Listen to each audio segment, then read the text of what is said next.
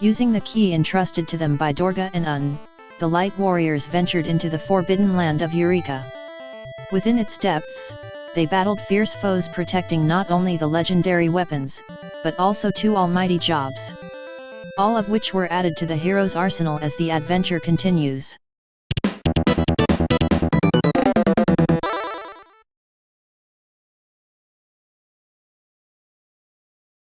Okie dokie, we have returned to the floating continent to take care of a couple things before then returning to Silk's tower to confront Zand and finally bring an end to this madness.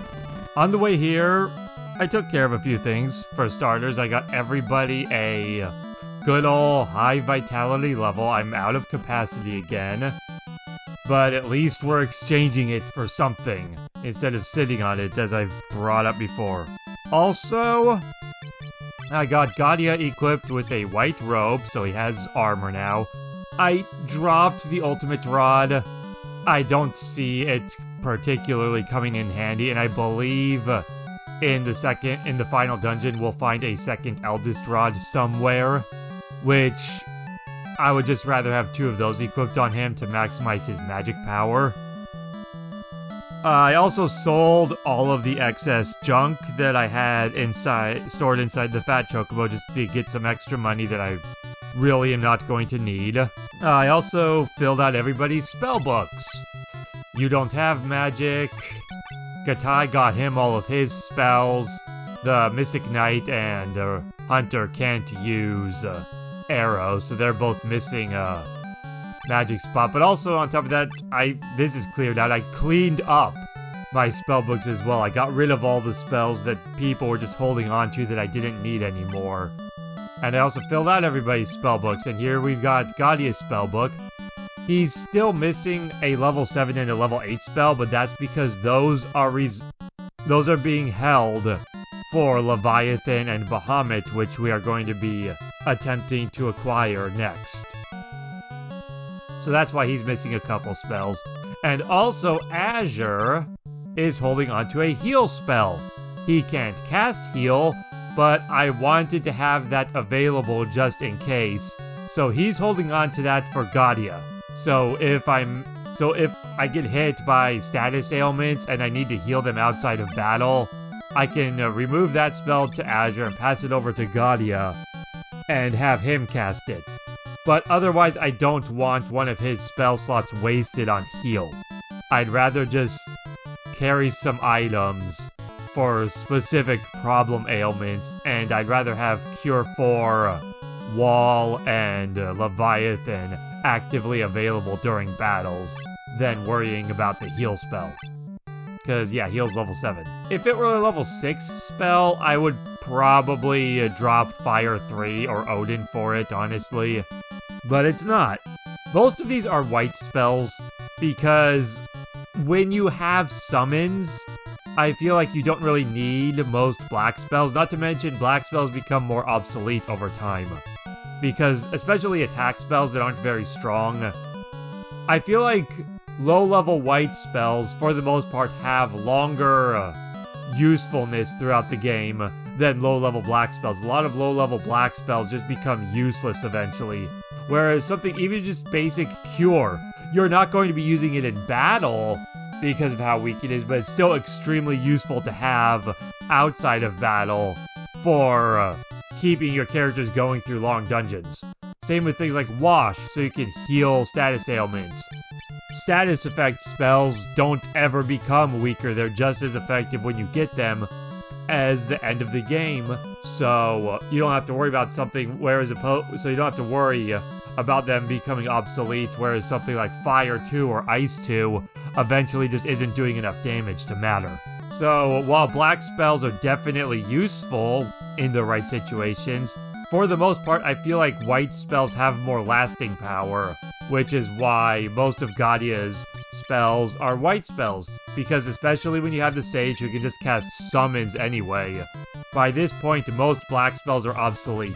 The only reason I even have Fire 3 is because there really weren't many other level 6 spells I wanted, and because Odin is an instant death spell, I'd like to have a general damaging spell at level 6. since I'm probably much less likely to use Odin, as opposed to something like Titan or Ifrit, which I can just do to deal damage. So on those levels, I don't really need a damaging spell so much. And that looks like that covers everything I did. Oh, I also did basic things like stocked up on arrows and potions. That general stuff. No normal potions yet. I'm going to want to buy some of those soon. And I've got some extra equipment. I've got my shurikens with me, the crystal shield if I need it, the chakra hat for getting hit points if I need it. Same with the protect ring, just vitality boosting items. And some battle items as well. So here we go. We are now going to this, finally. The only other instance in the entire game where the canoe is necessary. You get the canoe right at the beginning of the game to retrieve your airship from Jin's cave, and then you never need to use the canoe again except for this.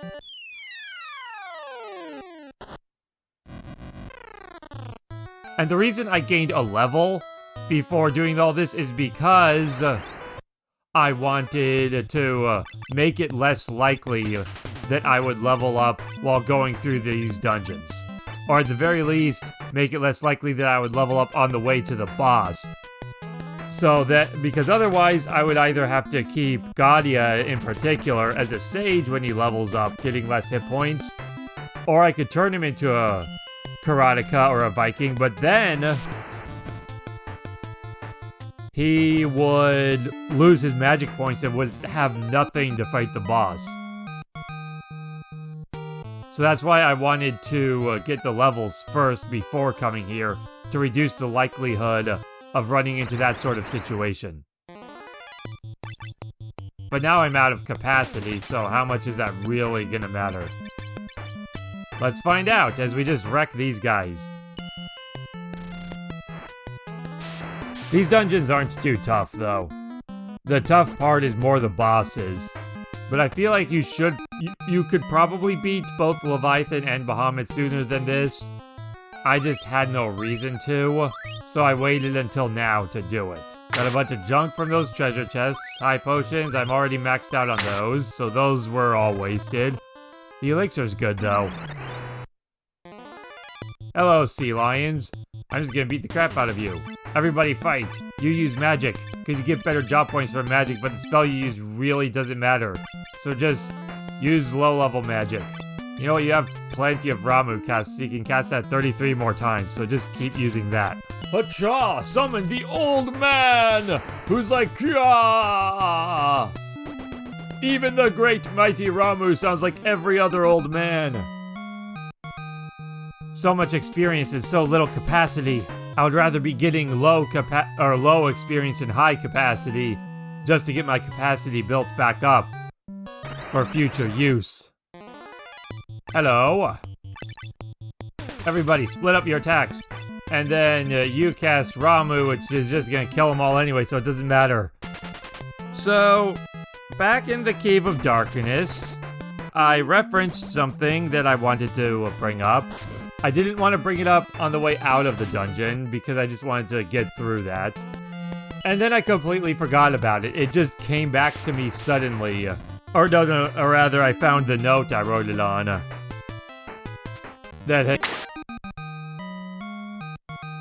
Ooh, Treasure's white scent. I'm never gonna use that. Aegis shield, that's garbage by now. Lamia scale, God's wine, turtle shell. Man, there's so much useless junk in this place. The Aegis shield would have been good if I'd come here way earlier. But I'm past the point of Aegis shields. Anyway. What was it? Alright, my story. So, hang on. So, I feel a burp coming on, but it's just not coming out. It's like halfway up my throat. Whatever. So, during the boss battle at the Cave of Darkness, I had moments where I switched to double shields for utilizing healing items while staying protected. And that reminded me of my character build in a Super Nintendo RPG called Robotrek. For those who aren't familiar, it's a game where you're a kid inventor who fights the bad guys using robots you invent. And you can customize the robots as far as their equipment and stats and all that stuff, and then when you level up, you distribute skill points, blah blah blah blah blah. And the reason I thought of that is because when I played through that game, my strategy, you get 3 robots, and the robots only have 3 stats. So I thought I would have one robot specialize in each stat and build them accordingly. So I had an attack robot, a defense robot, and a hit points robot. The attack robot just wrecked shit. I gave him 2 weapons, whatever weapons were, that seemed to be the best choice at whatever point in time. And then the hit points robot, I gave 1 weapon and 1 shield, usually, I believe. So he had both offense and survivability. He sucked. He was by far the most useless. I just did it because you have 3 robots and there's 3 stats, so I figured there should be 1 specialist for each. And then there was my defense robot, where I just pumped up his defense as high as I could, and I gave him 2 shields. That meant he couldn't really attack, because you need to have a weapon to attack. But his whole thing was to heal the other guys.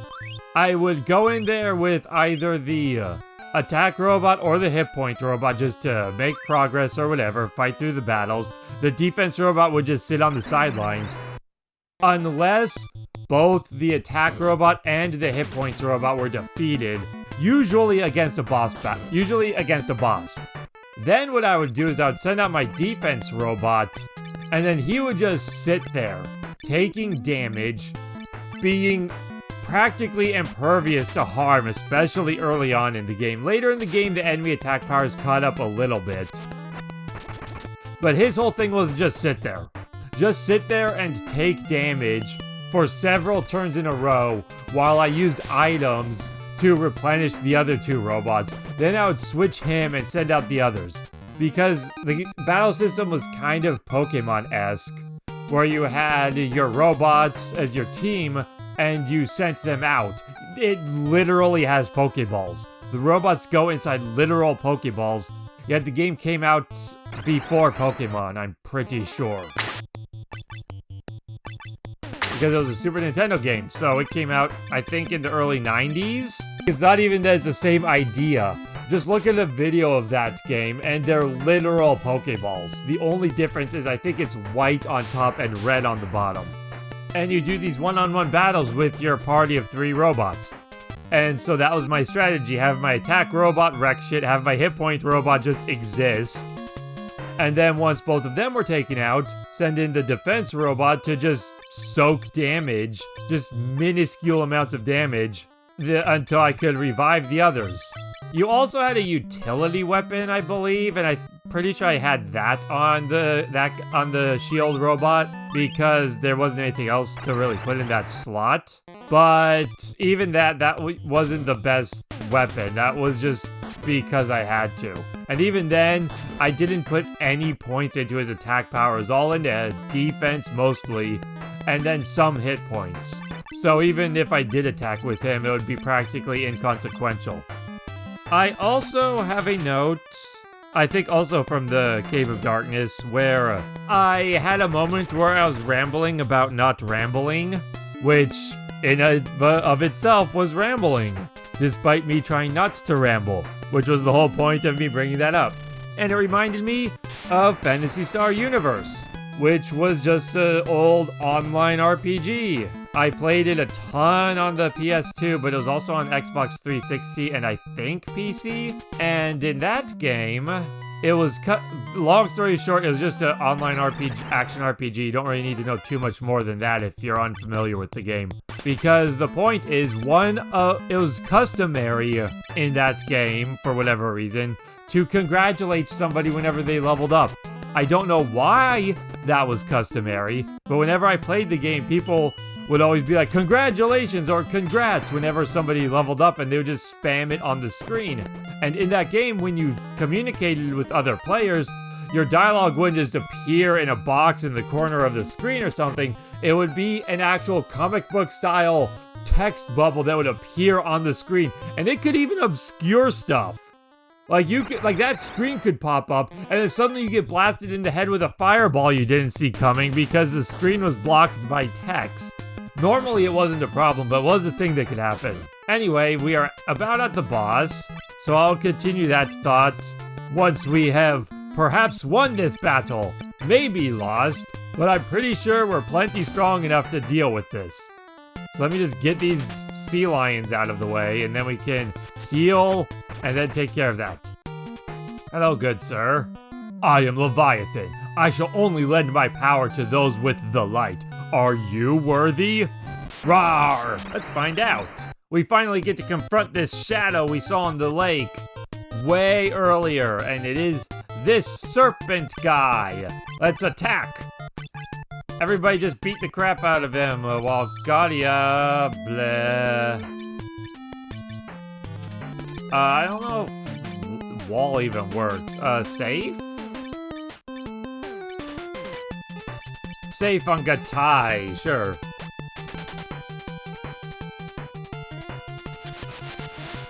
Ugh. Oh, that was pitiful. Yeah, this is no problem. I didn't even need to use safe. To my understanding, safe boosts both magic and physical defense by a certain amount. Not sure how much it'll really help. But you know what? It's much better to just use haste. Because that was no damage at all. Oh, that was a bit more. Maybe the first one was just a weak hit. And we're done.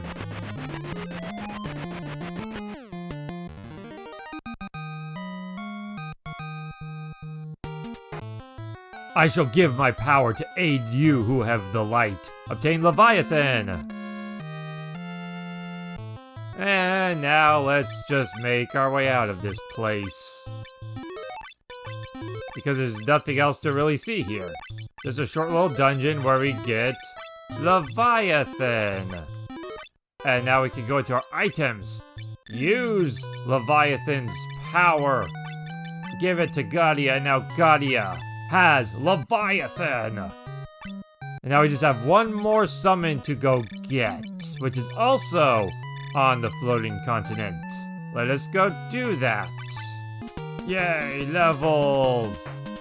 I would have preferred Gadia being able to reap the better benefits of that, but I just didn't have the capacity. I don't have the capacity basically for him to become a whatever, and then be able to get him back to being a sage, even if I had used all my capacity just on him.